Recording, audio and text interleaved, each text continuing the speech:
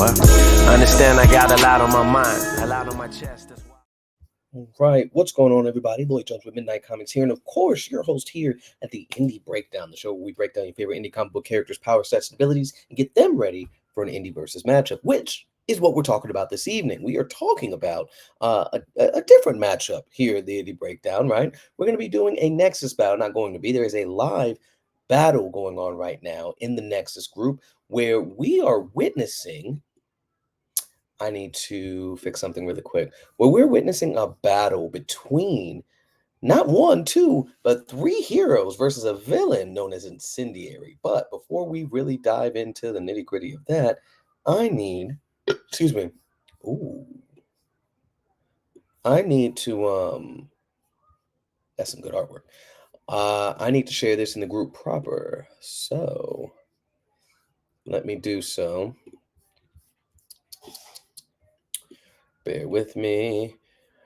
Do do do do do do do do do do. That's everyone. Let's talk about a battle. This week's matchup. My verdict on this week's matchup. All right, y'all. So I have shared that in the group, I believe. So I'm gonna double check that really quick. And then we're gonna go ahead and get things started. So I don't know why it keeps pulling up Tales from Midnight for the Kickstarter and stuff like that as a comment. All right, so we're done. That is irking me. All right, so this week's matchup saw us pit Incendiary, Dre Burke's character, and Omni Comics, if you would, versus Thad Williams' very own Solar, Nathan Rouse's Aegis, and then we also have Christmas Germain's Forecast, right? So those are the characters. Now, usually in our indie versus matchups, what we normally do, right? We just pick singular characters and pit them against each other. Of course, we've now made a database that essentially has us, put all the power sets, abilities that's on the card, what have you, and just pit those characters one by one against each other, right? Real simple like. But this time, we wanted to change the game up a little bit. Do something that wasn't necessarily an event, but do something that has been missing. And that is a traditional heroes versus villain situation. Again, y'all let me know if the audio and everything is just fine, all the good stuff. And please, feel free to comment on who you think should win this matchup between, again, Incendiary versus these three powerhouses, if we're being completely honest: Solar, Forecast, and Aegis. To be clear, the location is underground Atlanta, not necessarily like all the way underground, right? But if you guys are familiar with Atlanta, y'all been there or anything like that, underground Atlanta is a whole little spot. There's a outside, there is a downstairs area, all that good stuff. But it's a very densely populated area on a Saturday, right? Or just period. So that's where the matchup is taking place, and the objectives for our heroes. And I will bring that up to the screen really quick. I will not be sharing my screen the entire time, but let's go ahead and do this. Let's do the window. Boom. All right. And 3, 2, 1. There it is. So let's take a look at what our objectives are for the heroes, right? The objectives are to minimize damage, right? We're going to also try to keep the civilians safe. And then third is to stop Incendiary. So we're going to find out if they did just that. I'm typing in Incendiary instead of indiebreakdown.com. So really quick, again, if you haven't visited the website, right? If you haven't visited the website, this is where we're going to be pulling from. Everybody that's in a Nexus battle, everybody that's in a Reckoning battle, anybody that takes part in these events. And to be clear, if you take part in exhibition matches, that's a separate thing. Those are not official matches, but please talk trash to each other, get involved in each other's matches, get a card done by Tavis. All of the numbers match up because the system that we use are based on the system that he created, or rather got a sheet done for, right? So I'm going to go to the database really quick. We are going to go to our villain, right? The name of this episode, Incendiary's Rampage, right? So we're going to scroll down. So again, Nexus is those that do not have a book out yet, that don't have a book out yet. Reckoning for those that do have a book. Now, to alleviate the problems with powers and stuff kind of coming up on the fly, worrying about OP stuff, we've created this so that when it comes to the matches, one, the creators don't necessarily have to be there. We could just reference and look and see what has happened. He said, "Behold, I have arrived." What's going on, boss? What's going on? So here we are. We're going to talk about the titular villain here, because again, the name of this matchup or episode of Nexus Battle, right, is going to be Incendiary's Rampage, right? So here is the character again by Dre Burke and his company Omni Comics, okay, and then we'll go back and forth, and we'll talk about his various stats and what have you, what they mean, all of that before we go over to the heroes that he'll be facing off against. And then we're going to go step by step throughout the battle as they have discussed in the comments section. And then we're going to reveal the plan of Incendiary as provided to us prior to the start of the match. So here we go. We're going to go ahead and look at the stats at the top first so that you guys understand the level that will of power, if you would, that we're dealing with said character. So starting from the top, we have his you know what, before we even do the power stats, I want to make clear what his what that circle right here means. Hold on, let's click on this. What this means, I don't know if you can see my mouse, but in the top right hand corner, right? What does that mean? Right, so that is the tier system. Again, same as the one that we've been using for the longest, that's based on the sheet that Tavis has provided. We're looking at Incendiaries right now. He is a tectonic level threat. He is a tier 6, and with it only being one circle means he's a 6A. All of this you can check out on the site. He is an island level destruction capability. Okay, that's the strength that we're talking about overall, right? Or the league or the weight class, if you would. So, with that being said, I need y'all to understand off rip, all of these characters are not tier 6. He is the strongest character in this match this week, technically. Hence why we ended up having 3 of them versus just him. Now, let's dive into the stats here. So, this first thing here is strength. He sits at a 5, and based on the sheet on the site and provided, all those are pinned posts and all of that, a 5, he can lift between 25 to 75 tons. Next to that is his intelligence, which also sits at a 5. He is a genius. Okay, he is a genius. He looked crazy. He looked like he's a genius. This is a genius level intellect we're talking about here. His speed also sits at a 5, which gives him supersonic, which puts him at Mach 2 or orbital velocity. Okay. Next up, we have durability. He sits at a 6, which means he can withstand poisons, extreme temperatures, and concussive blasts. But to go backwards, he also is bulletproof. Most things repel. His skin is dense, so a lot of things are. Most weapons repel off of his skin. Right. Regenerative, so he's difficult to permanently injure. He's enhanced with efficient healing, and again, all those other different resistances and stuff like that, just to give you an idea of the things that come prior leading up to that tier 6. Now, agility, he's a 7. So he can. I have a typo here. I have a typo here that needs to be fixed. Because we put the strength stuff in agility. So let me re-reference our previous joint really quick. And for those of you guys watching again, all of this stuff is very much verifiable on the website. But I need to go to my drive and get the other doc for you guys really quick. And again, give us your thoughts as well while I'm pulling stuff up, while I'm talking in the background. Please don't be shy. But yes, if we go back to agility really quick, a 6, he is significantly beyond the natural limits of a human. He's superhuman, right? That's his agility. Then we have the energy projection. Energy projection sits at a 6. That's what that purple one is, with the the energy emitting from the center or what have you there. With him sitting at a 6, he can. Oh man, we really we dropped the ball on this. I'm so sorry. We have some typos in there. All right. Anyway, energy projection. He's able to discharge multiple forms of energy, and we're going to get into those powers in a second. And then his fighting ability, right? So what kind of techniques and stuff that he knows. He is a master of a single form of combat, right? So not multiple, but a single, but he's a master of it. So there he is there. 6'5", 26 years old, 210 pounds, Caucasian, all of that, right? But now we're going to dive into the powers themselves, okay?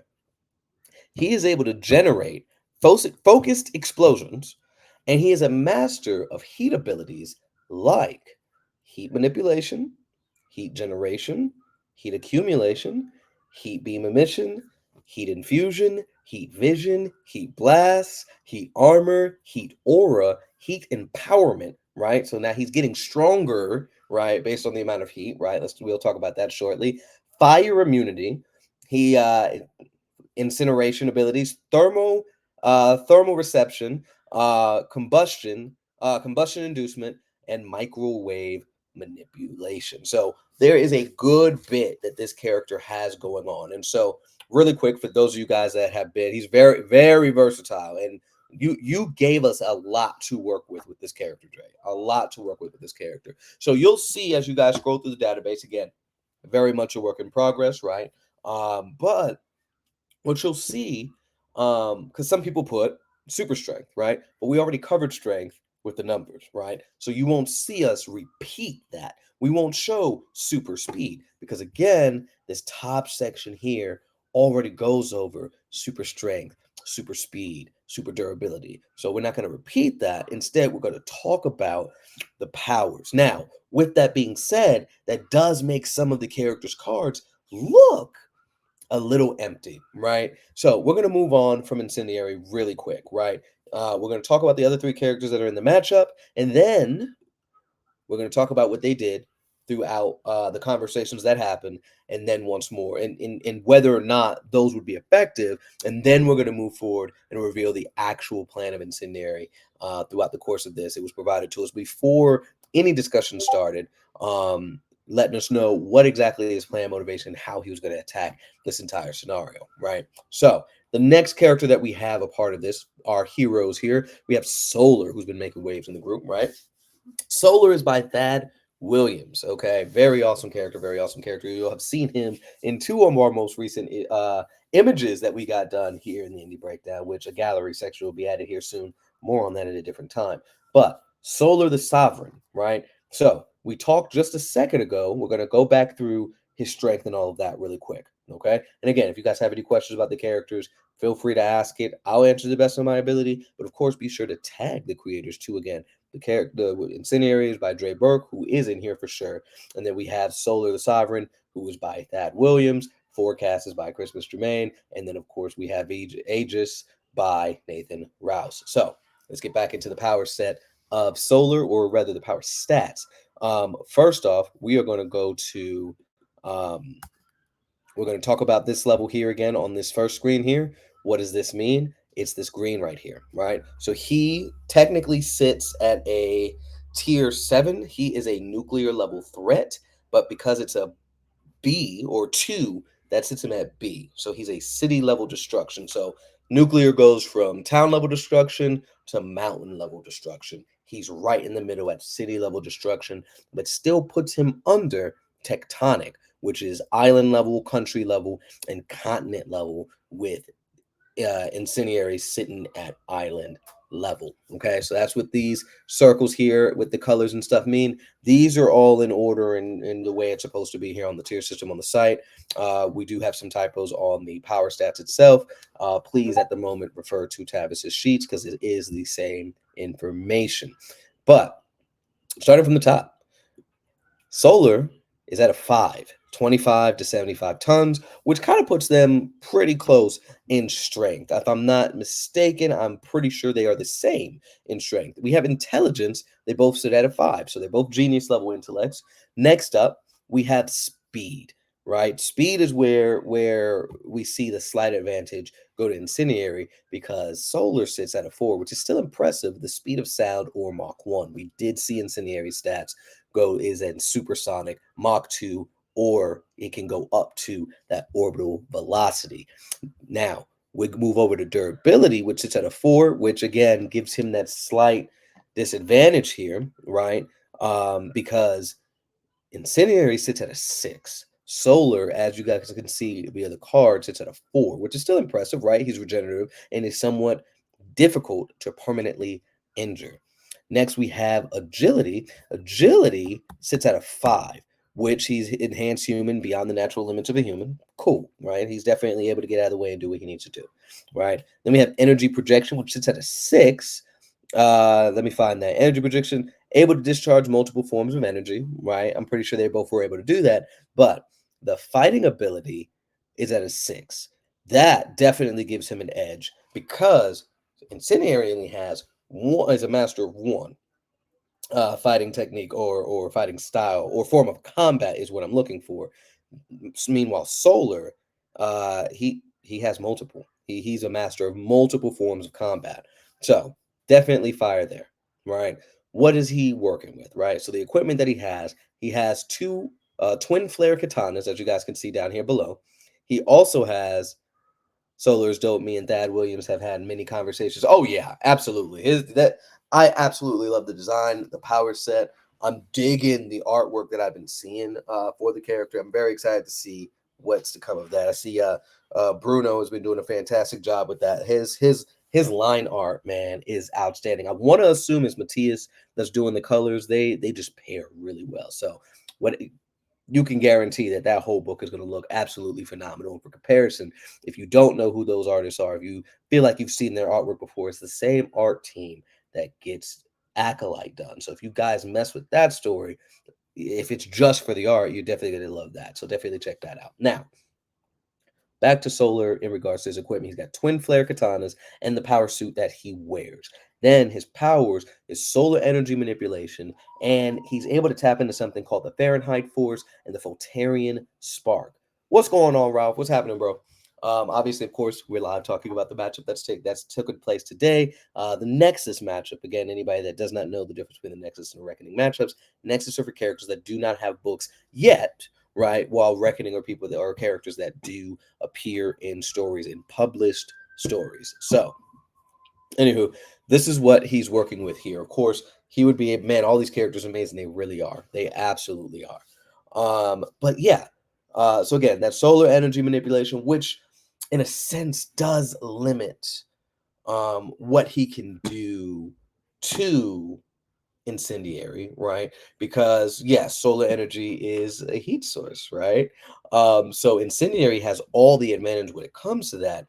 But let's say Incendiary in that moment is pulling from nothing but solar energy, then we have something going. However, Incendiary pulls from every type of heat. Anything that emits heat, he is able to harness and manipulate that, as stated in the card that we've seen so far. So, although they have some similar stuff going on in regards to this first power that we're talking about, Incendiary kind of has the edge on those abilities. Now, the Fahrenheit Force and the Photerian Spark, I would love if he was in here to elaborate on this more. The Fahrenheit Force is something that is, I don't want to necessarily say an external force per se, right? But it is, and again, correct me if I'm wrong, I don't know it all when it comes to everybody else's characters. But for what I'm gathering from what I've seen, is that it's almost an external force that's kind of within their race, right? And really, that's where you get a lot of the powers and abilities that they are able to utilize. So even the solar energy manipulation and all of that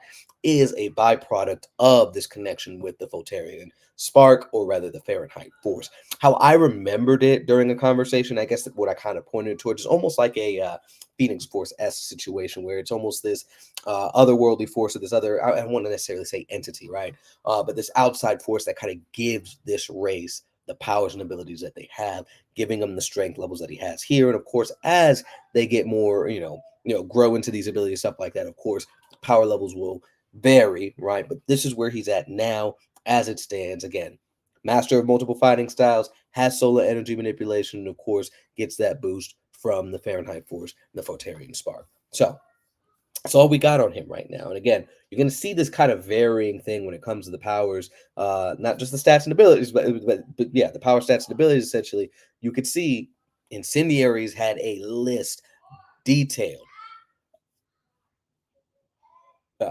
really detailed in regards to what all he can do, right? And then, of course, this is kind of general knowledge here, right? And again, you're going to see that varying. But again, although some cards might feel a little bit empty, there is still substance with a lot of these characters. Yes, to my knowledge, it's a massive living sun. Okay, thank you. And again, I be trying to do y'all characters justice. I'll be trying to remember everything. But again, we got 3.9K people in here. But we have about 60 in the database. So I tried my best to make sure I understood a majority of these characters to a certain degree, to be able to explain and discuss adequately here. So next up, we're going to go to Forecast by Christmas Germain, right? And I thought I fixed that. So for whatever reason, I swapped Bravin and Forecast. Their links are swapped. So check this out. If you guys, and I will be sure to fix that. I thought I fixed it earlier. But if you have a character in the database, an easy way to pull your character up instead of scrolling through the whole website is indiebreakdown.com/# your character's name. So exactly as you guys see on the top here, you can't see that on the top there. But easily enough, sake of conversation, I'll drop the link in here. You could just hypothetically type that in. It's not letting me send, but you there we go. There it is. All right. So hypothetically, you could just send that or type that in. All right, night, buddy. See you in the morning.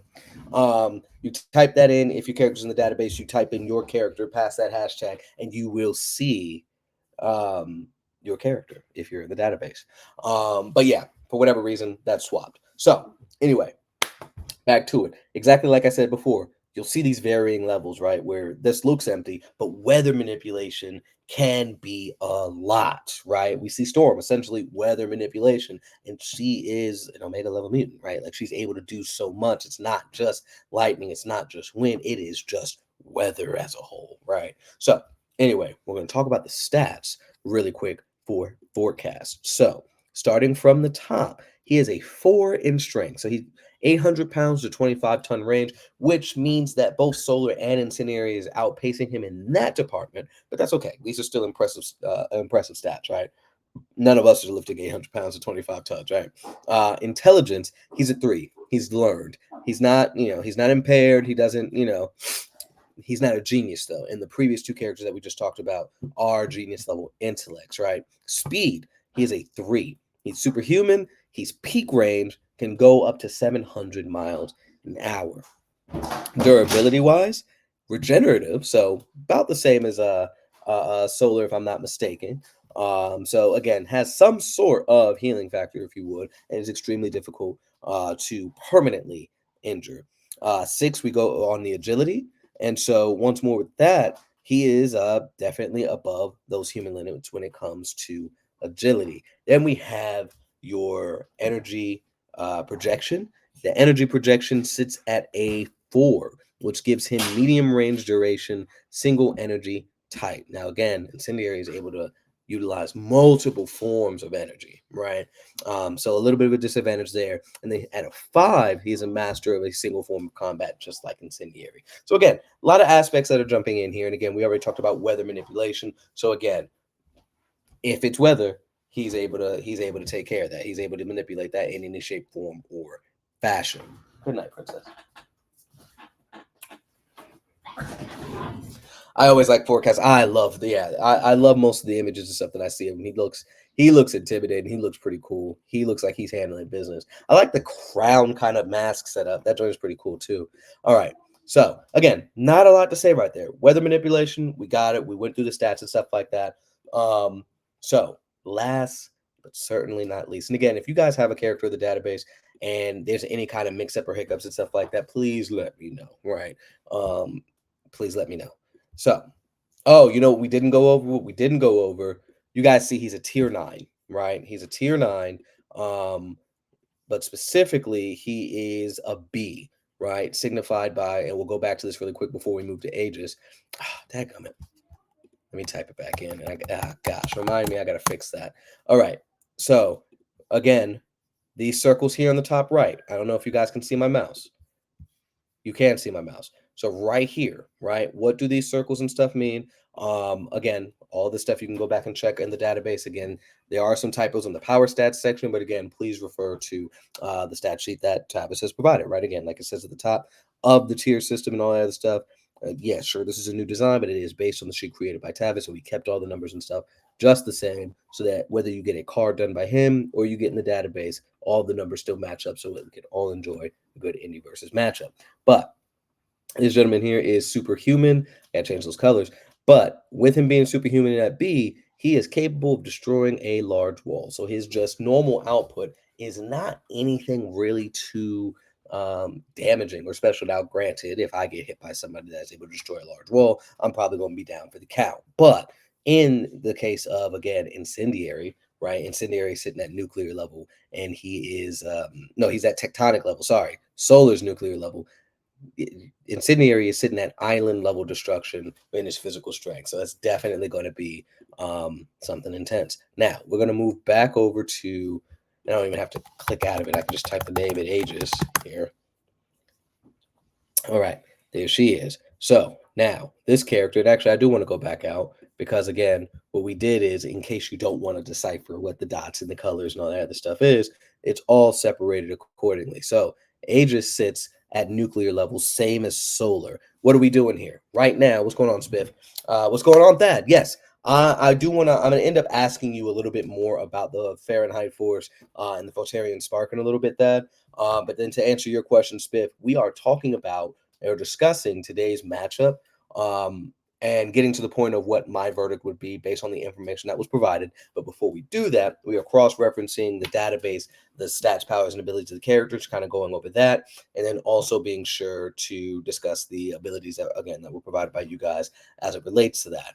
And then discussing, again, the matchup as we saw it, then revealing what Dre had provided us in regards to what Incendiary's plan was at the undergrad Atlanta, and then determining whether or not our heroes had what it took to take down Incendiary and save the day. So we're going to move to Aegis, right? So again, not going to go over the dots and stuff again, but again, it's all on there. The power stats got to be updated. We got some typos. We kind of copy and pasted some of the same stats in the like strength was in agility as well. So got to fix that. But anyway, she's tier 7. She's nuclear level, same as Solar. We just went over all of that. Again, feel free to visit the site and check all that other stuff out. So Aegis, right?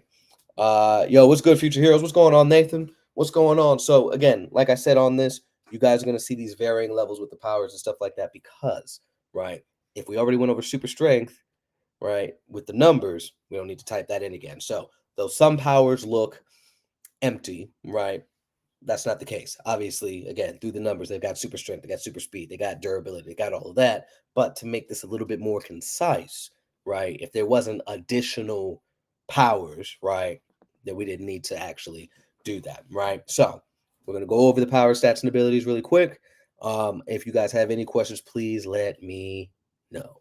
So here we go. We are going to go ahead and start from the top as per normal. She sits at a 5 for strength, right? With 5 being 25 to 75 ton range. Her intelligence, she is gifted. So again, between Solar and Incendiary, they're both genius level intellects. She's just below them, right? Still a decent a stat right there. Speed, we're looking at Mach. She's at 3, so she would be at superhuman, which gives her 700 miles per hour at that 3. Durability, she has the highest durability, I believe, of every character that's here, with her being virtually indestructible versus Incendiaries, able to withstand most poisons, concussive attacks, and extreme temperatures, right? Agility, she sits at a 4. So just significantly above the average person, right? And we're going to work with trying to figure out some more kind of nuanced situations with agility, but more on that soon. Next, we have energy projection that sits at a 5. So she has long range, long duration, single energy types, which goes into the magic, I believe, that's down there at the bottom. But then we move over to fighting ability sitting at a 6, which makes her a master of several forms of combat, which again, that's 2 characters now that sit there. Incendiary is only a master of 1, whereas these characters are master of multiple. So definitely going to be a problem there. She has the armor of Athena and then the twin golden sides, which we know based on the blurb that we have on the front of the card. She is an immortal that wields the weapons and armor of the gods. These ain't just random twin golden sides. These are weapons of the gods, and hence the name of the armor itself, the armor of Athena. It's a whole nother thing, right? So we will get some further elaboration. I do believe we did get further elaboration in the comments of the matchup, right? But we'll talk more about that. And then, of course, we do have magic. We didn't get a full breakdown on the magic as it relates to that, but we do know that she has lightning abilities that she can channel through those sides or what have you. So we do have that information there. So with all 4 characters we've discussed, and again, if you need to revisit any of these characters, please be sure to hit indiebreakdown.com/# and the character you want to check out, or just go to the database proper and check that out from there. So I'm going to stop sharing my screen temporarily. Actually, that's a lie. No, I'm not. Let's head on over to, here we go.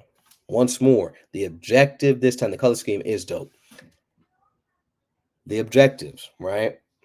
We have minimize damage, keep the civilians safe, and stop Incendiary. Did our heroes come with the fire and make that happen? So let's talk about it. Once more, the characters we have: Solar the Sovereign, Forecast, and Aegis. That's who we had. So let's look at what was discussed in the group, in the comments section. Then following that, reveal what Incendiary's plans was, what Dre said Incendiary would do prior to the match starting. Dre, that guy is crazy. Yes, he is. This character is insane. So I'm going to start from the top. I'm going to try my best not to sound too reedy or anything like that. And again, everybody kind of responded at different points in time, so trying to interpret it and stuff like that, bear with me, right? So that started the whole thing. The first action that he stated for Solar, the first action is to assess the environment, which through Solar's Photerian Spark, which if you're still here, please drop in the comments, elaborate a little bit more on the Photerian Spark and the Fahrenheit Force, if you could. We know that it is a living sun, a living entity in and of itself, which gives them the powers that they have, but I want to know more about the abilities that it provides. Just a tad bit more elaboration on how the Photerian Spark works, right? So, Photerian Spark will allow him to analyze the dangers and hazards in the immediate area. The main goal is preserving human life, so since there are innocent civilians, one of us on the team needs to devise a diversion to occupy Incendiary's attention while they figure out an exit plan for innocent bystanders. So, on the right track. Absolutely on the right track. We need to try to figure out how to deal with the immediate threat. And I suppose I could share my screen while we're going through this. We can kind of scroll through, read ahead together, and all that other good stuff.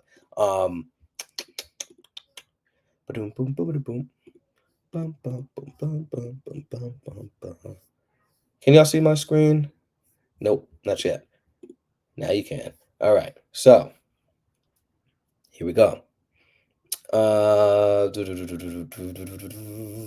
All right, so Dre asks, can you I'm assuming, can you elaborate on what exactly the spark assesses as far as danger? And here's the thing that I love, and especially the folks that's in Reckoning, this is what I'm expecting, right? Drop a feat, drop an image of the character utilizing said move to further cement what it is they can and can't do and how they actually are utilizing it in the context of their story. This is what I like to see. So the Photerian Spark, and I guess you don't have to elaborate on it because you definitely do here. The Photerian Spark can show any element on the table: gas, liquid, or solid. In this case, Solar has access to the heat signature of Incendiary, elemental properties such as metal constructs that come with the architectural structure of underground Atlanta, as well as biochemistry properties that the human eye can't see. Yes, I did notice that as well, and we're going to get into that in just a moment. Now, we'll get into that in just a moment. Let me not get ahead of myself. So, yeah, Dre's like, yeah, they're screwed. He's calculated and precise. Again, we have a genius level of intellect, but it's against another genius level intellect. So that's going to be definitely a good battle of the minds right there. So there's no wasted motion for him. If he's there, there's a plan.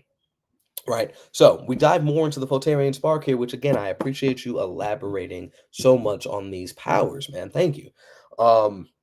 Solar's Photerian spark, through the Fahrenheit force, can calculate Incendiary's movements, and although there is no wasted movement from him, the quickest way to arrive is still a straight line. So this turns into a mathematical equation. This ability makes him aware of all elements and hazards within the city, even if the blow is damaging. Strategic dodging and measuring distance and position will all work in Solar's favor.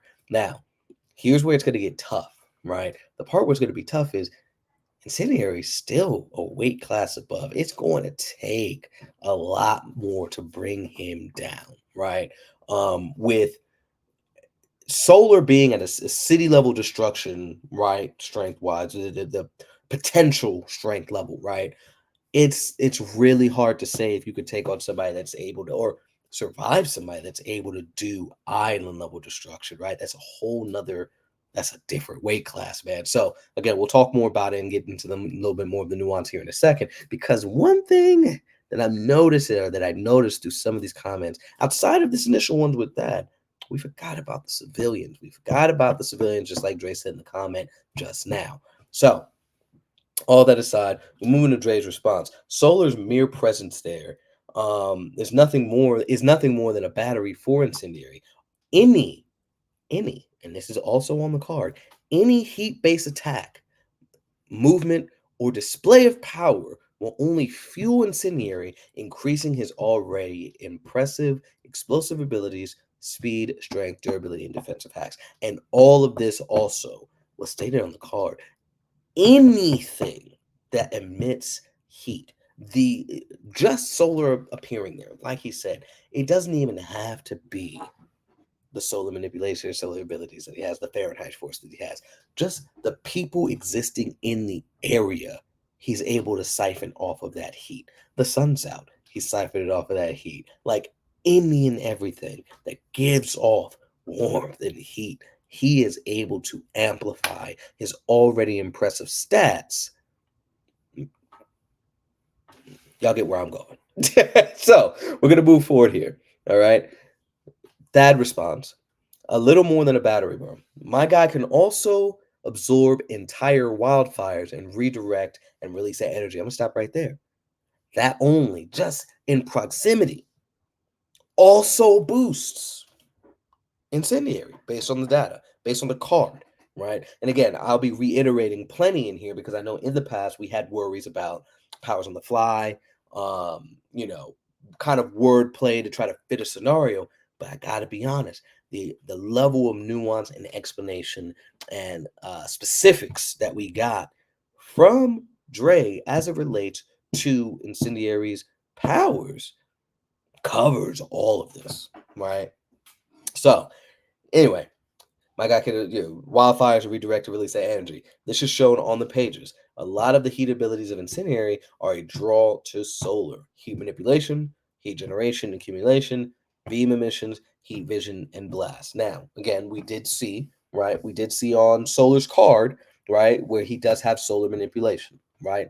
Absolutely. But is it to the same level of proficiency, right? Or not even proficiency, but variety as Incendiary? I would venture to say not quite. Heat is very general and broad situation, but when you dive into the fact, not only is he able to manipulate it, not only does he have heat generation and accumulation, not only does he have heat beam emissions, heat vision, and blast, but we got to remember he has heat empowerment, right? So when you have a being that is bringing the power of a living sun, we are now talking about in that area, he is able to harness that power. Right then and there, we can argue just from that could balance the scales. But he's already above them, and then he appears and he gets that buff. All those people that are giving off heat, that's above. The sun in the sky, that's above. The heat emanating off the planet, that is also above. he is getting these stacked buffs, right? We're talking about Kaioken times thousands at this point in regards to the empowerment that he's getting just from all the heat that is emitting in the immediate area. So he says, eventually, after we're done trading blows and measuring who is the hottest, Solar has these educated hands and feet infused with the Helio combat, merging to add a little sizzle to these blows. So one of the fighting styles he does have is, again, the Helio combat, where he's combining the powers of the Fahrenheit force, the Voltarian spark, with his already and solar manipulation, which is already, wonderful skill set, if you would, right? We know he's a master of multiple fighting styles, and he's meshing that solar manipulation and Fahrenheit force with those abilities to move forward. So eventually, after they're done trading blows, measuring who's the hottest, Solar has these educated hands and feet infused with Helio combat to add a little sizzle to the blows. But again, I think the only problem with this, and again, I love a good fight, but the problem is he's fighting them. He's giving off heat. He's using the Helio combat, which is adding that heat to his attacks. So the heat that he's getting off just from his movement, on top of the heat that his weapons are now and his fists are now giving off, because he's adding that solar manipulation, he's adding Fahrenheit force to these attacks, it's only slowly giving Incendiary that much more power the more he continues to emit, because we forgot about that heat empowerment. So that continues. It says, also remember where we are. In a city like Atlanta, a metropolitan area filled with metal structures, the metal that is foundation of the city will be one massive conductor for heat to pass through to Solar. This gives him increased speed, strength, agility, and durability, as if the UV rays of the sun were shining directly on him. And since we're underground, the thermodynamic conductors will do just fine. Now, I will also say, again, underground Atlanta is not just kind of an underground area. It is kind of more than that. There's a whole outside, upstairs shopping, hangout area, if you would. So it's not just underground, but again, this same statement would also apply to Incendiary, right? Because again, whatever heat is being emitted, he is empowered by that and can manipulate that as well. Whereas Solar, and again, correct me if I'm wrong, these aren't my characters, okay? This is all that I'm gathering from the cards and from the discussion. Please, if I am misrepresenting your character in this explanation, or if I'm getting something completely wrong, please let us know in there. Defend your characters. They ain't my characters. This is what I'm gathering as a consumer, right? As a lover of indie comics and just storytelling, the power scale and stuff like that. That's what I'm gathering outside looking in. You have more insight. You are the subject matter expert of your own characters. So please correct me if I'm wrong. And he does not hit hard enough to phase Incendiary. Right. Right. And we're going to get into that, because Incendiary is a Pantheon villain, and Pantheon is like a tier 1 level threat. He is space-time, dang near omnipotent level character. He's almost a god tier character. And if maybe I glazed him up a little bit, he might be cosmic level, but still, you're talking about a guy. Never mind. If you want to learn more about Pantheon, be sure to visit indiebreakdown.com and check out the breakdowns that we have. Pantheon is on there. Definitely check that out there. More on this conversation here that takes place. And as we get further on, you'll see what Aegis had to say, or rather Nathan had to say about Aegis. And then you'll also see what Christmas said about forecast. And we'll go ahead and I'll give my verdict and reveal what Dre said to myself in a separate chat about what he was going to do prior to this matchup actually starting. So when it comes to Heat, think Parasite and Superman. The only thing is he doesn't have to touch you to drain you. And when it comes to fisticuffs, he is no slouch, which we talked about. He is a master in that. He's a master in a form of combat. So he ain't a slouch in that. But again, that dangerous part is he doesn't have to touch you to be able to drain that heat. And you're talking about, now I don't know, Dre, correct me if I'm wrong. Is it a passive ability of heat coming to him, or does he have to actually focus on doing that? Please let us know.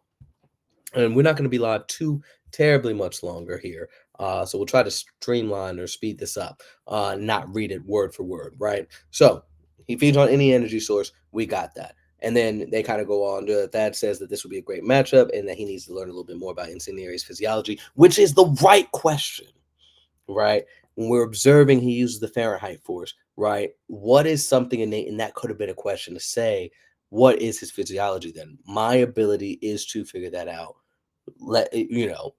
Next move, right? Now, again, we play it fast and loose here as we are slowly really coming up with we do have a means of these discussions and a way of doing this stuff like that. But what I want you guys to understand is that we're inviting y'all to have these kind of conversations where it's not just my guy can do it, so that's it, I know everything. It's like, well, my guy can do this. Can you elaborate on this power? Because that is what would be revealed, right? And then vice versa. Don't say, it would never work. It's like, well, let's actually get a chance to learn from each other's abilities and say, all right, well, your guy has an ability that would allow him to see, right, what dangers are in the immediate area, the energies that are being emitted at the molecular level, right? That's not something that any regular character is just like, I prevent you from understanding me on a molecular level. 9 times out of 10, impossible. So in this case, it would have been like, hey, can you elaborate on his physiology? And then we could have an honest conversation from there, right? So, but that's the question I would have asked personally, right? But I love the kind of reality where it's just like, dang, I need to know more about the physiology. The data would, of course, show up through the Photerian spark, which we just discussed, so that I can make a calculated strike. But the great part is I have help. So where I may lack, my team members may have an advantage, right? And so we're going to dive into that in just a second.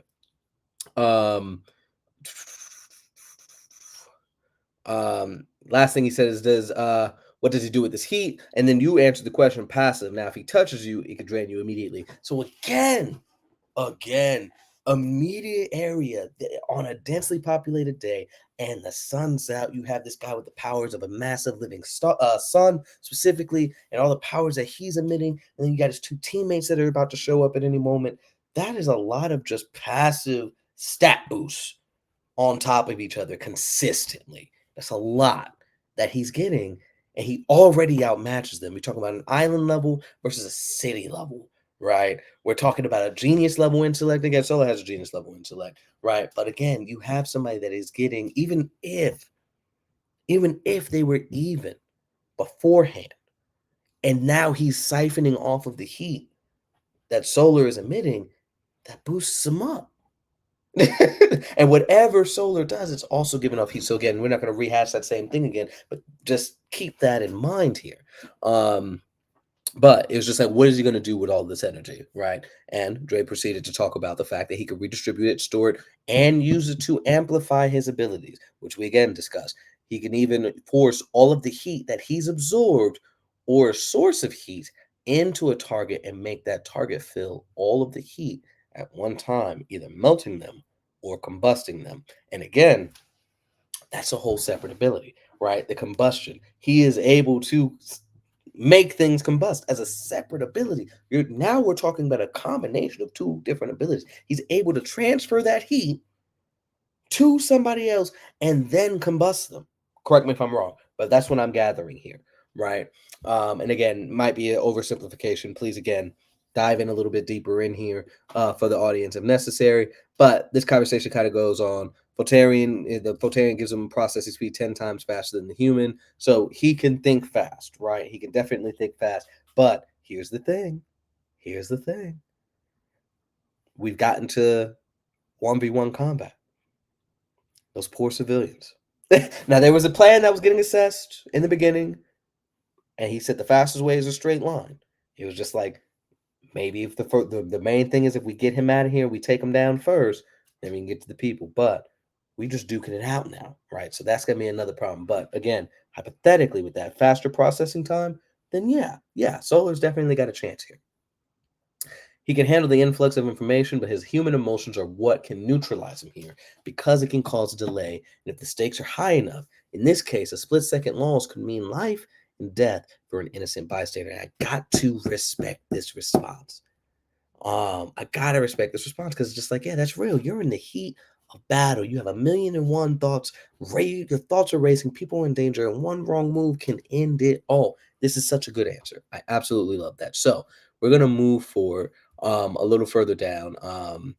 Uh, Dre did ask a little earlier in the conversation what are the powers, abilities, and heroic mindset. Of course, obviously, I'm going to drop the link every time for everybody. Like, hey, check those out. And then all I'm asking the creators to do is, yeah, provide that mindset of your character.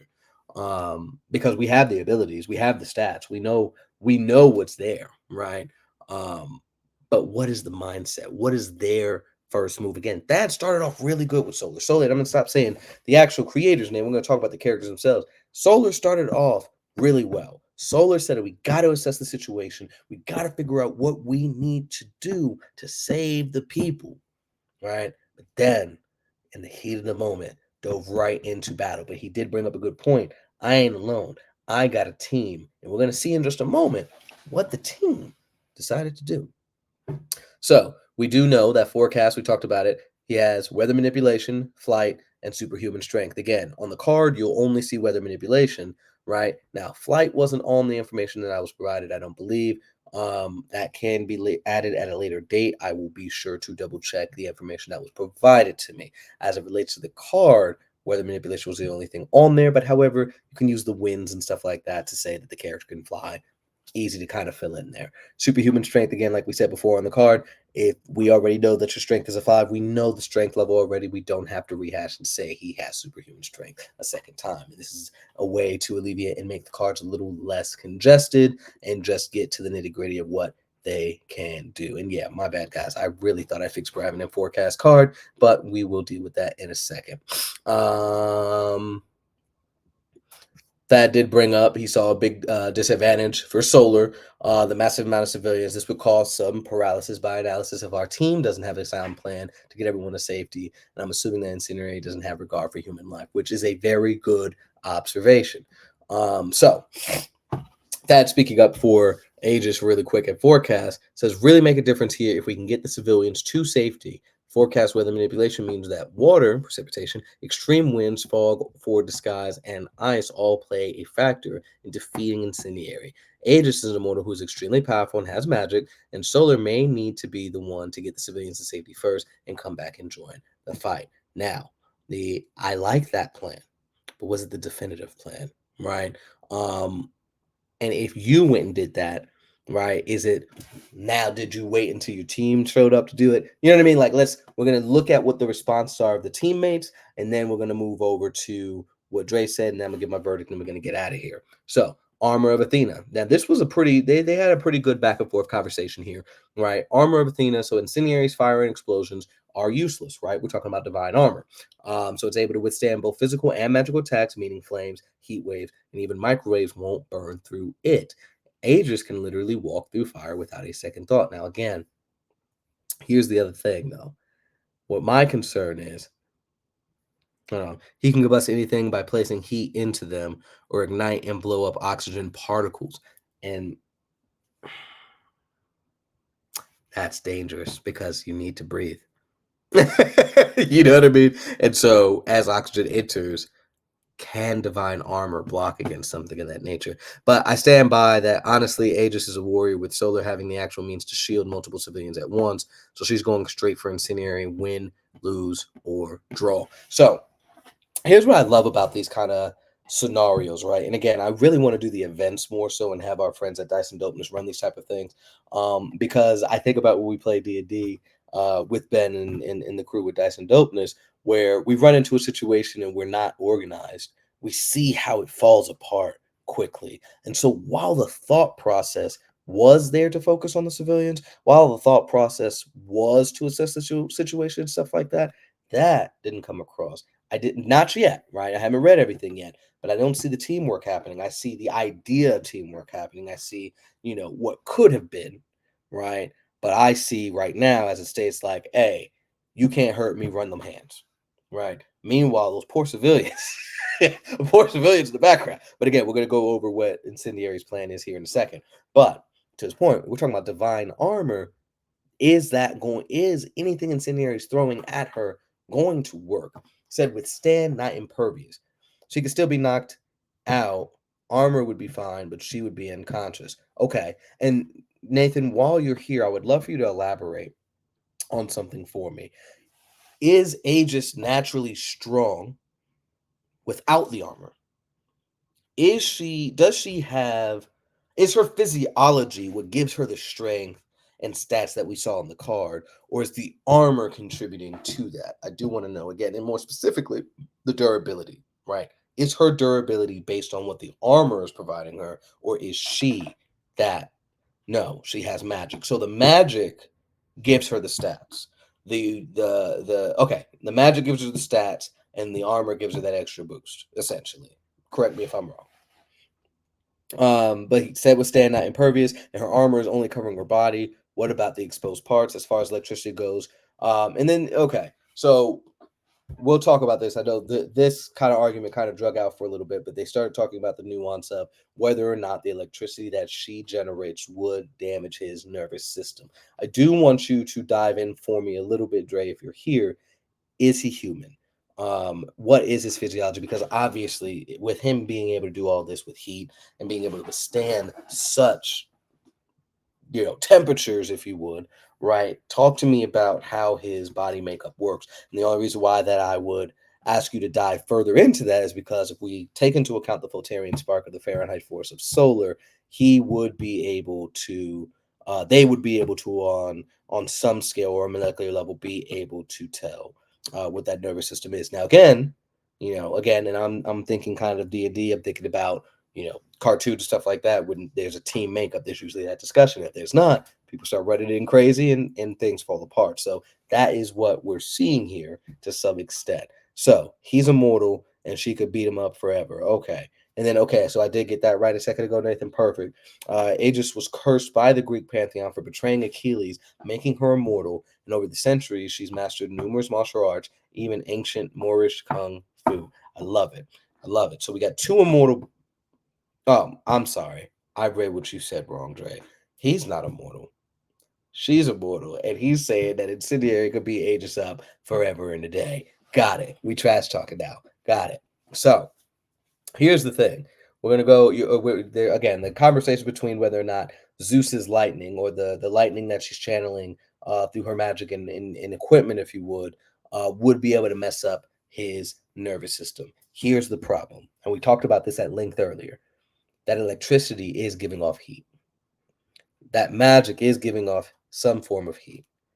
She herself is giving off some form of heat, and that heat can be manipulated, and that heat gives him an additional amp because he has heat empowerment. So again, we're talking about, and then she's at superhuman level, right? That's tier 9, right? He's at tectonic level, whole nother league in and of itself, right? I think she's like 2 levels below solar in regards to when we start talking about strength and stuff. Hold on. Let me not speak out of turn here. Superhuman. Number 2 is large wall. Right. So we're talking about somebody who has the potential to destroy a large wall versus somebody that is able to destroy an entire island. Now, again, we start talking about magic, we start talking about nuance. Again, some other things can happen. Not if magic negates physics or elemental properties. So, are we suggesting? And again, these are the type of this is the type of nuance moving forward, everybody, that I would love to see when on the powers section on the thing. Like, hey, she had, her magic utilizes magic lightning, and that lightning defies physics. The lightning is this property, because then we could really dive in a little bit further with that. Because if that's the case, that's still a problem. But again, you're not the only one in the area. That's where the problem lies, right? Because now it's like, it's 3v1. It's 3v1. There's no way that he's walking away from this. But you've got somebody that he's already getting an amp from every civilian in the area. He's already getting an amp from the heat that's hitting the planet from the sun. Now you have solar popped up, who has the powers of a living sun. And then you have forecast, and then you also have Aegis just existing. And he's siphoning passively that heat and getting stronger. That's the problem. So again, even if this lightning defies physics, even if this lightning has no elemental properties per se, just the amount of people being in the vicinity is a problem for the squad. You're essentially fighting Solar times X, right? Times Incendiary, right? And that's a problem. That's two people hypothetically. That's two people hypothetically that you're fighting. That's above Aegis's weight class, right? If we start talking about weight class again, we got superhuman. We have superhuman, which is where she's at, and I do believe that nuclear is where I think urban is where forecast is, and then no, let me not assume. Let's go back. Let's go back. And again, you guys can visit Indie Breakdown / you do the hashtag, and then we turn around and do the name of the character, and then you will get directly here. So with him being a 2, and again, if you want to know where else they are, so ABC is your A is 1, 2 is B, 3 is C, right? So you go there. We know, shoot, we don't know. Hold on. We know that he is a, and again, we have it labeled, so I just want to navigate this site here for you guys a little better. So he's also superhuman. I got them mixed up. She's not superhuman. She's nuclear level with solar. Excuse me. So so she's nuclear at a level 2. Nuclear 2 is city level destruction. He's island. So again, that potential just not even passive, but that potential just weight class. He's still above them in that. But the point that I was getting at in the long run, I've gotten into my rambling stage. The point that I was making on that is you have somebody, you're fighting against somebody with that's hypothetically even with you because you guys are both in 7B weight class, right? You're going against somebody that's stronger than that and the guy that's on your team, if you would, because he's siphoning and getting empowered by the same energy that Solar's getting energy from. Now, is he able to use the same abilities as Solar? No, absolutely not. But a living sun's power being passively siphoned. I'm not saying it's going to make Solar weaker or anything of that nature. On top of the energy the heat that you're giving off, on top of the hundreds, if not thousands of people that are there, I would safely say hundreds. And then the sun, that's a lot of amped power. He started off stronger than y'all, and now he's gaining more power from y'all. That is tough. That's tough. But to read what Dre said in the comments here, he is an abnormal, and abnormals have genetic abnormalities. Incendiary is not human. His brain and nerves are protected by his own power, and he doesn't even have a stomach because he doesn't need food or water to live. Every amp he gets makes him more durable. Electric attacks will just hit him and do nothing. He can manipulate heat. He can move lasers out of his path. And so what do you think would happen with lightning? And if he wanted to, he'd level that city, but he's a narcissist and wants to show his plan. And so again, to go back to the point, even if, again, the lightning defies that, right? Elemental properties and stuff like that, he has gotten such an amp. Right. And then we talked about the damage levels of both, the durability of both. He could hypothetically withstand that, right? Because he also has shielding. He also has shielding. And so we'll just go back to his joint really quick here. I don't want to say anything incorrectly. I feel like there was a heat armor in here too. Yes, there it is. So one more time with this for anybody that's just now jumping in. His powers where he could generate focused explosions. He's a master of heat abilities like heat manipulation, generation, accumulation, beam emission, heat infusion, vision, heat blast, heat armor, heat aura, heat empowerment. He has fire immunity. He can utilize incineration. He's got thermal reception. He's got combustion inducement and microwave manipulation. Now, I want you to dive into that microwave manipulation a little bit more. My assumption was there was like let me not make any assumptions. Tell me about microwave manipulation if you can in the comments there. And Nathan, give me some more insight in regards to the magic that Aegis can utilize in battle. Of course, we do know that she has magic. We do know the equipment that she has, but please elaborate a little bit further on what all of that means in the context of this fight really quick. So we're going to dive back into the conversation that took place. Let's go ahead and do that. Now, we know her armor is divine, so there's nothing really getting through to that. But my problem is when we're talking about transferring that heat over, when you start talking about being able to manipulate even the heat in oxygen, right? what defense does she have from that? Because we're talking about exterior attacks initially, but what happens when he can attack her from the inside? Um, uh, Nathan has said something in the comments here. Aegis magic comes from her lineage, Greek, Macedonian, from Alexander the Great, and African, Kushite, Nubian, or Kemetic. Her Greek side grants divine war magic, strategy, and Zeus lightning. Her African heritage connects her to the spirit world, ancestral magic, and protective blessings. She blends both, making her an unstoppable warrior with godlike combat, prowess, and spiritual power. I like that. That's kind of fire right there. But can she defend against internal attacks? I'm wondering, and again, reading this comment here, right? With that being said, with those protective blessings, that could potentially prevent him utilizing the option to kind of mess her up from the inside, right? But wherever he stands, he can send off extreme microwaves in a vast area, and he could push it to where he can cook a person in seconds. That's insane. But let's say again, we can again with divine armor and stuff like that. That's the power of the gods and stuff like that. That would be tough to deal with. That would absolutely be tough to deal with. But again, if we're talking weight classes, does she have anything in her arsenal that can withstand that? And again, based on we're talking about weight classes and what they can distribute and handle with the individual stats and abilities, as well as just the overall tier that they're in, this is very tough to call. Divine blessings can protect. Okay, perfect. Now, is that also passive? Or is that something that she has to call upon? Does she have to call upon the blessings? Or is that a passive situation for her?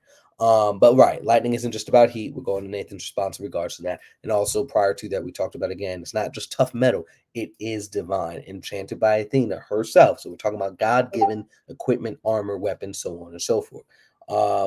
But going back to that next comment, lightning isn't about heat. It affects energy flow, neural function, and internal equilibrium. If Incendiary has a nervous system, which he would need to control his powers, which we can't make that assumption, right? Because he is something other than. He's not a human. So there might be some nuance in what he is specifically that might throw off that whole situation.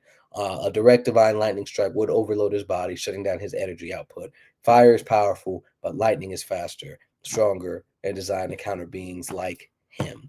Aegis walks through his flames and takes him down before he can recover. Which, to go back, he doesn't necessarily have fire abilities, right? Now he could cause things to combust, but it's more about it's heat. It's just heat. So yeah, so it's not necessarily fire, but again, if you could walk through fire, obviously there's a certain she's attained experience over time. It's become passive. Okay, cool. Bet. But yeah, it's not necessarily fire, but again, one can argue, okay, well, she still needs to breathe oxygen and can be blown up in her system. Which again, I would agree with that. But again, devil's advocate, then we can start talking about, well, how deep do the protective blessings dive into, right? Um, does that protect her internally? Would they have thought about that in the first place, right? So arguments can be made both sides on that point per se, but that is probably the route that I would have gone personally. What is exposed, what can be exposed, what to do then, right? Anyway, all right. So all forms of heat does not matter to the source. If he can generate heat, he can absorb it. Boom, boom, boom, boom, boom. We've talked about this. And then again, he's not a normal human being. He's an abnormal. So the next question, in my opinion, should have been explain to me what exactly the abnormals are in kind of greater detail. But yeah, so y'all's conversation kind of goes on back and forth, right? In regards to that. And again, nobody quite understands what each other is yet, which leads to also conversation. But not only that, right, it speaks to the fact that these characters have never met, right? This is a random encounter for the most part. They don't understand each other, right? Will these abilities work? You don't know. This guy has no nervous system. Not really, correct me if I'm wrong. He does not have a nervous system. So that doesn't necessarily work. And even if he does, it's not in the same function as a standard human being. So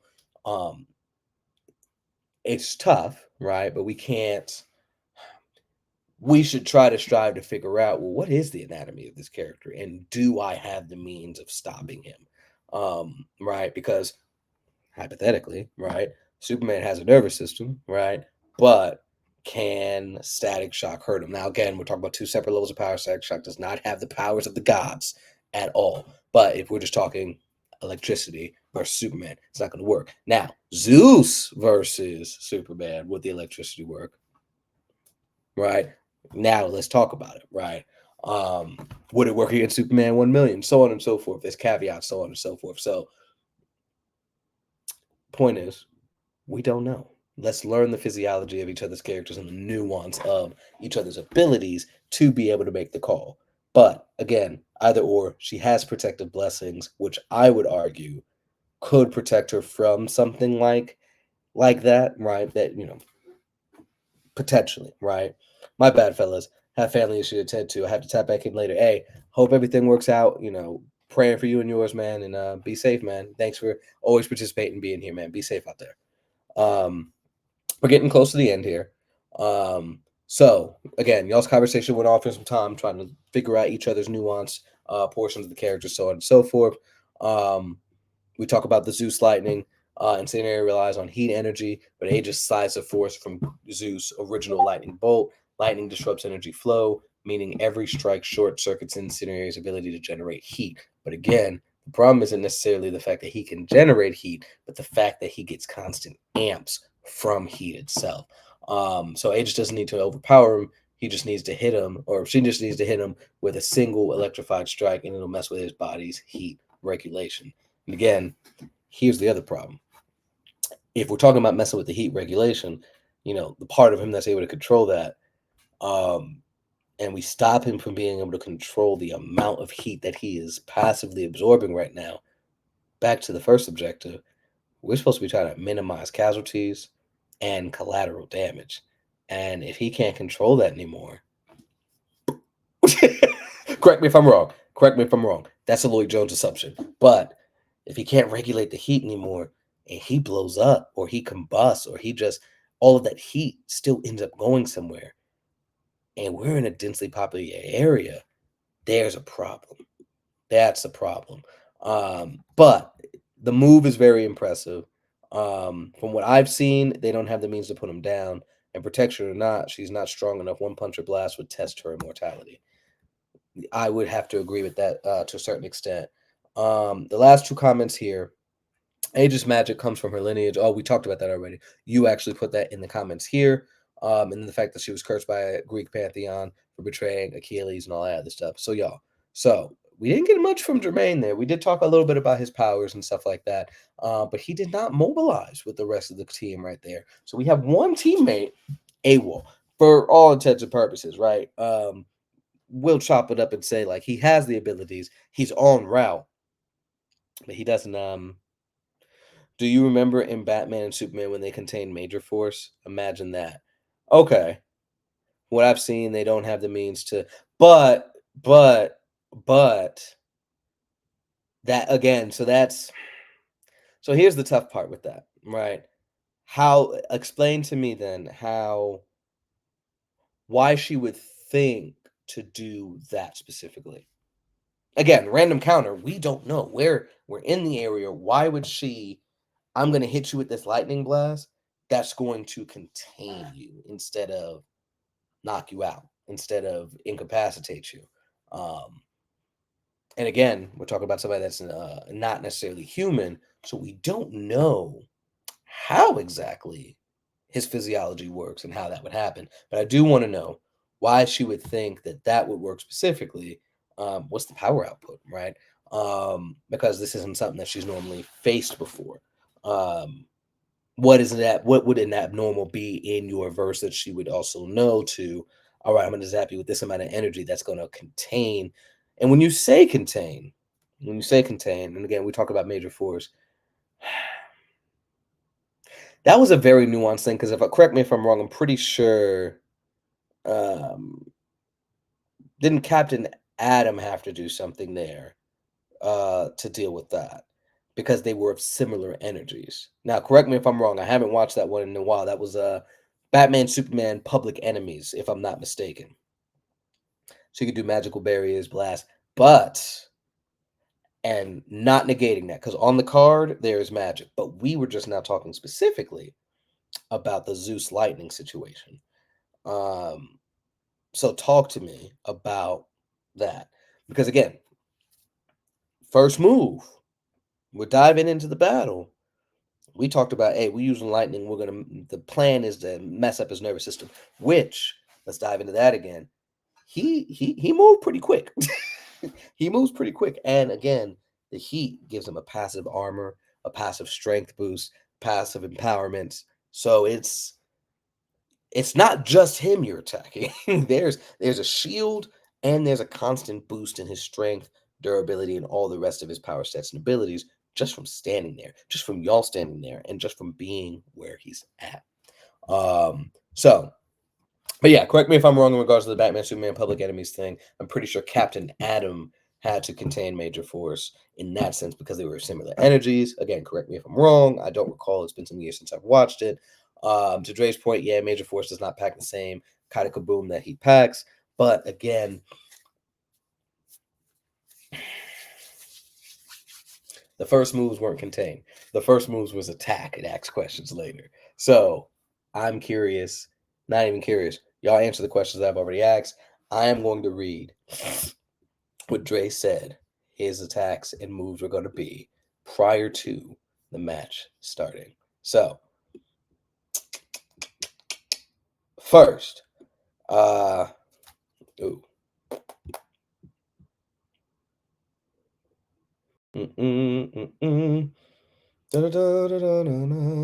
All right.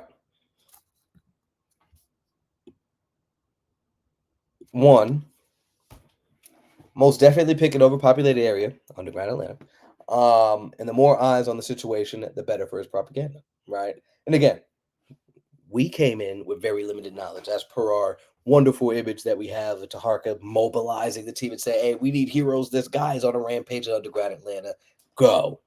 But yes, Captain Atom absorbed his energy, right? Okay, bet.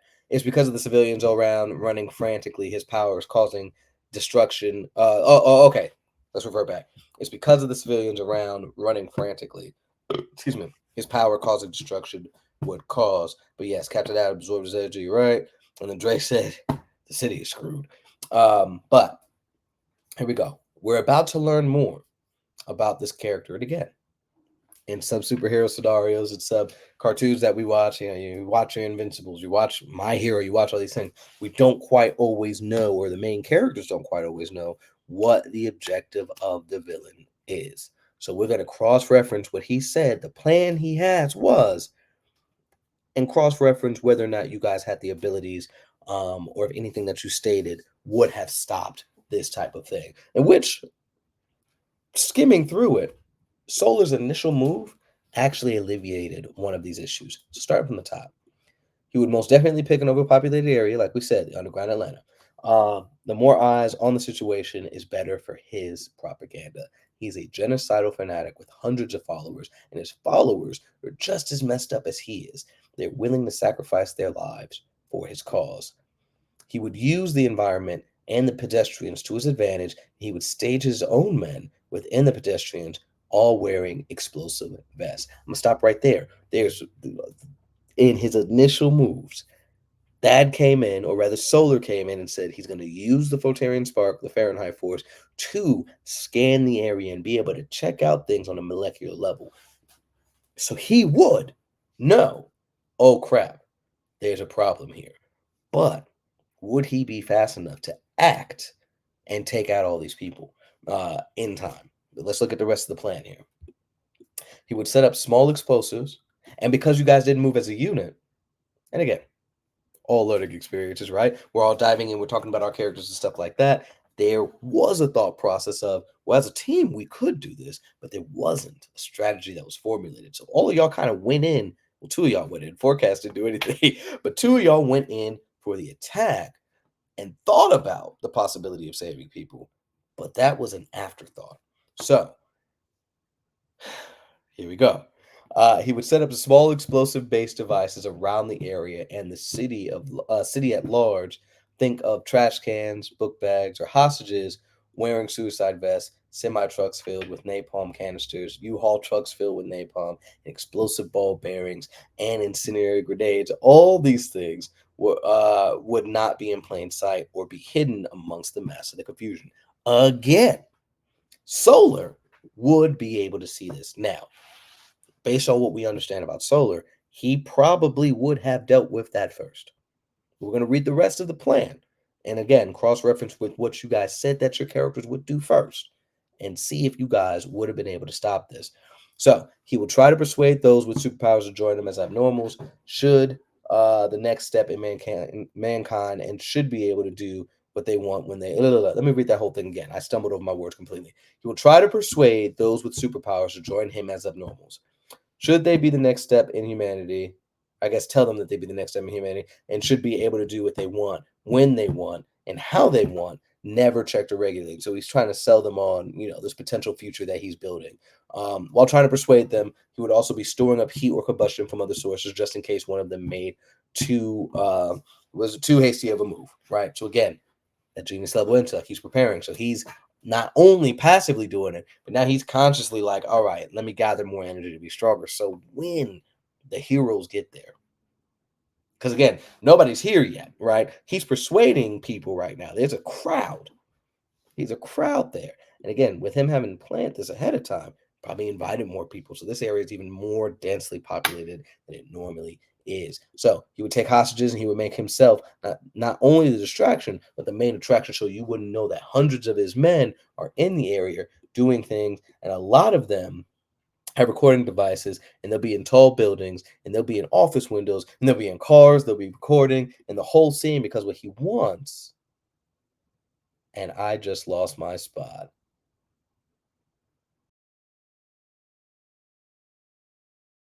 Because what he wants is to spread propaganda about fear, really, and to know that mankind's days are coming to an end, and where they can't do to check, what they can't do to check beings, abnormal beings, superpowers, essentially. And then he draws power from any source of heat. Solar being there is an issue. Any source of heat, it could be a human body. He could strip the heat from the body. Can he strip the heat from Aegis? If not, why? Solar again, if he's this is tough. From a human body and say, okay, he can strip the heat from a human body and incinerator, and he would have explosive devices set up in close proximity to fuel him or to increase his explosive potential. Enough heat stored up, and he could explode with the power of multiple suns. And he can nuke a town just in base, which again, that's crazy, but it tracks with the amount of energy that he's able to store up. That combustion ability turns more than just, say, Bakugo, right, from My Hero. This is on a way massive scale. He and his men are going into the situation to produce mass casualties to take out the entire city and have it televised and live streamed. Sure, he might get captured, but at the end of the day, he wants everyone there to know that they could do nothing to stop him. Nothing to stop him from doing what he's doing. And he wants all normal people to know that abnormals are the future, and if God made them better, why not be treated as such? So, again, here's the thing. Solar could see that these things are happening through the Flotarian spores. But did you just do the... I did do that. I did do the Jurassic Park theme song. Although Solar could see it, would it be safe for him to go Mach 1 in a crowd like that? I don't think so. And I don't think he would, right? Because that's dangerous to the civilians that are in that area. You fly by at Mach 1 past these people, somebody's getting injured, somebody's getting hurt, somebody might die, right? That's very dangerous. So he has to be cautious of that as well. And how do you get to all of these different bombs and situations? Again, this is information that you didn't have, and that's okay, right? But again, Solar has the ability to scout these things out. So maybe through that, and again, start asking these questions, right? Hey, he utilizes this movie to see everything in the area. What does this villain have planned? That's a fair question. That's a fair question to ask. He can see on a molecular level. You would be able to see the people with the bomb strap. You would be able to see the bombs that are in the area.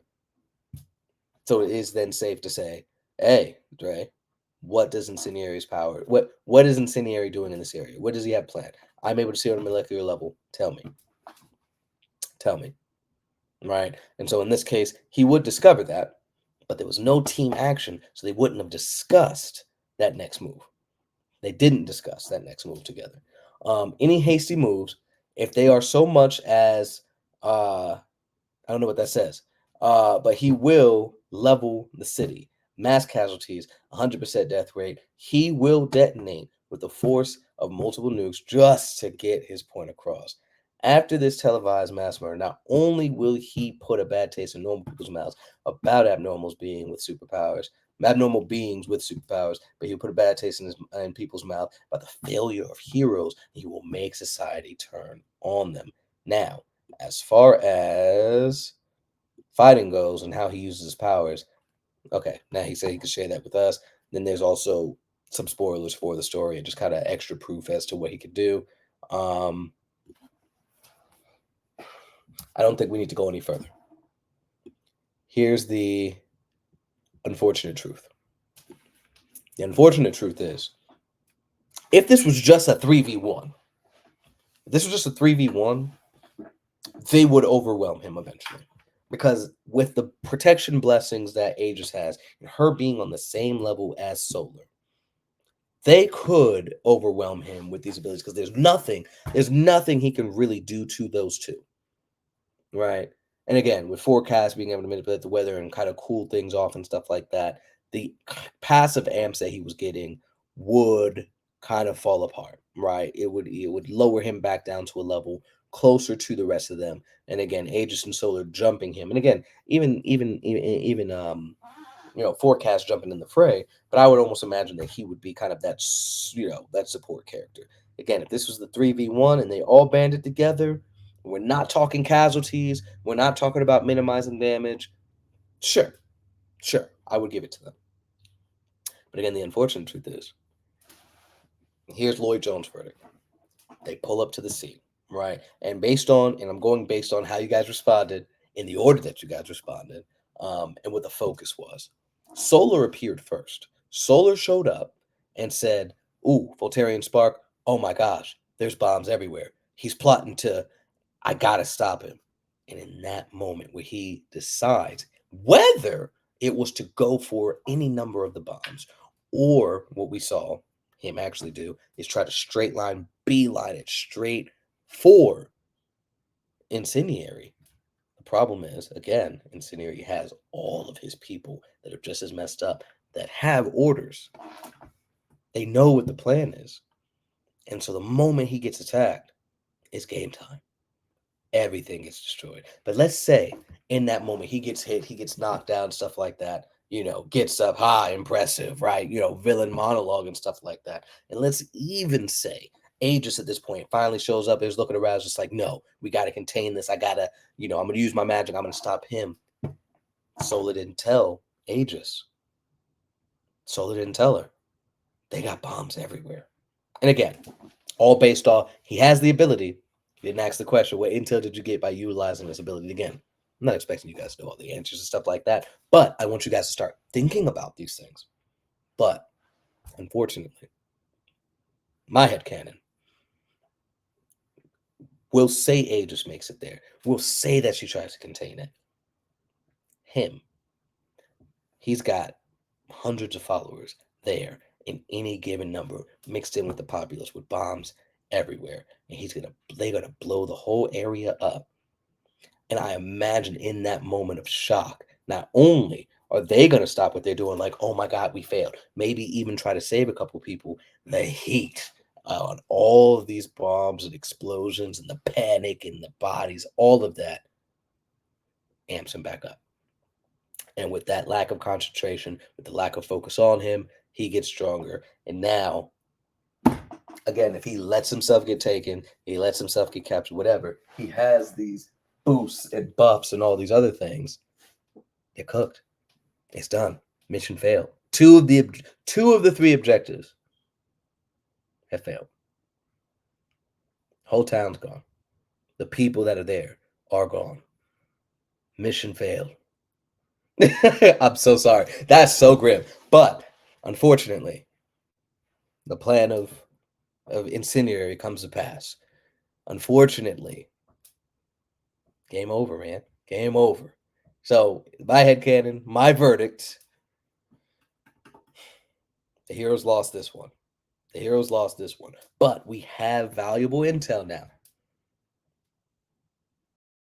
Too much information overload. Solar human sense is right. That too. That too. So, that being said, ladies and gentlemen, that was a very dark and grim ending to this matchup. But the winner that I will be posting tomorrow, unfortunately for this world, if you would, this indie breakdown amalgam verse, if you would, Underground Atlanta has been destroyed by Incendiary. And our character Taharka, that is the guy that's in the image that I showcased a little while ago, on the post, he is in Atlanta. Soul is in Atlanta. These characters are in that area, so this directly affects their operations. This directly affects what these missions and stuff are going to look like moving forward. They're in trouble. And so we will, these matches, especially a lot of these matches, and much like the events that we're going to be doing, in case you guys don't know, will, to a certain point, we're building a universe here, essentially. And the events that we do here will be, recorded, right? Like right now, Underground Atlanta is gone. The city is on lockdown. There is pandemonium. There is chaos. So the next event may be, how do we get things back in order? Oh, that's the wind blowing outside. I'm like, hey, yo, somebody's behind me. All right. So for right now, yeah, the East Coast, they're terrified. The people are terrified. What hero will rise to the occasion and be the symbol of peace and hope, right? How will society recover from the successful attack of Incendiary? How will the media spin it? How will all of these things happen? Find out in the next Indie Versus, Indie Breakdown, matchup, whatever the case may be. But hope you guys enjoyed that. That was my verdict. Please, please, please, please, please, please. Stay tuned. We have plenty more things that we're implementing, plenty of other things that we want to do. Exhibition matches. Dre was running them a while back. Tavis still does the cards. Please challenge each other. Will they be official matchups like this? No, right? You got to be in the database for that. But we want you guys to still be a part of. We want you guys to learn more about each other's characters, build that interest. Get to know each other, man. We get to see stuff like Hypnosis Authority or the Power Knights. We get to see these team ups, this collaboration, the camaraderie and stuff like that through versus matches, right? We get to see successful Kickstarters, right? Like a Tridian, right? Ralph came in here, had his 4 wins, 0 losses last year, and then he ran a Kickstarter, got funded 2 days in, right? So we want to see that camaraderie. We want to see that general interest in these characters. We want to see the team ups. We want to see all of that. But that requires your participation. That requires your continued excitement. And that comes from things like the exhibition matches. So challenge each other at any given point and say, my character beats your character. My character looks cooler than your character. My character's powers is washing your character. This is why. Do it. Do it. So anyway, I'm not going to ramble too much. I've been on a little longer than I thought I was going to be. It's been a good hour and a half, but this was fun. Be on the lookout because I do plan on doing these. It might not be every week, but I do plan on doing these more often. Now that we have the database set up, now that we have other things in place where, it's not a lot of foundational work anymore, right? We can chill out now, right? There's not a lot of stuff to create. I'm not on Photoshop putting the cards together anymore. We're gathering data and information and all this other stuff. The busy work's done. We can get back to the part that made this fun and be on the lookout because season 3, the final episode, is going to be recorded. We're interviewing a mecha from the story Vibrant. Yeah, so be on the lookout for that. That's coming soon. I hope you guys enjoyed Ralph's interview and his breakdown. We have 3 breakdowns that we still need to release. That's Naomi from John Scooter Robinson's story Scorpio. We also have to do Spec Thompson's The Legacy of the View, or specifically The View. And then we also need to do Branson Grant's The Protector. And of course, also Vibrant. So that'll be the end of season 3, and then we'll do a creator class where it's not going to just be me on here talking. It'll be all 10 of them as well, discussing their characters, what they can do, and telling us how they can defeat each other's characters in an indie versus matchup. And then we'll decide the official matchup for the season. I'll run a scenario just like this and give you guys my verdict. I'll type it up and all that other stuff in the form of a comic book so that you guys can actually read and be immersed in it. And so be on the lookout for that. If you guys want to see what that looked like in the past, check out season 1 and 2. Again, all this stuff is on the website. I'll show you that really quick. We're not gonna be here much longer. Let me go to my window here. So right now, still on the we're still on this page here. But if you go to check out the interviews, right? So like I said, we have 3 seasons already. Boom. Last one being Ralph's. So you can check out the interviews. We have the breakdowns. But then you could also check out the versus section, where that was the creator classes. So we had 2 of them for the for season 1, right? And then we had 1 for season 2. Everybody showed up for that one. And then we even did something similar when we had Dark Spider versus Hopebreaker a couple months back, if you guys remember. So check out all of these, get an idea of what that looks like. That's what I want to bring to the group as well. So anyway, please visit the site.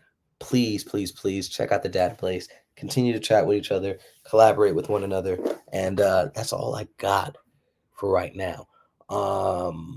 Yeah, that's all I got. We're not going to keep rambling. This has been amazing. Thank you guys for participating. Of course, the official verdict will be dropped, either tonight or first thing in the morning. But yeah, that's all I got this time. Thank you all for tuning in. Thank you for helping us redefine power scaling in the indie world. And with all that being said, thank you again once more for tuning in. And remember, until next time, midnight is coming.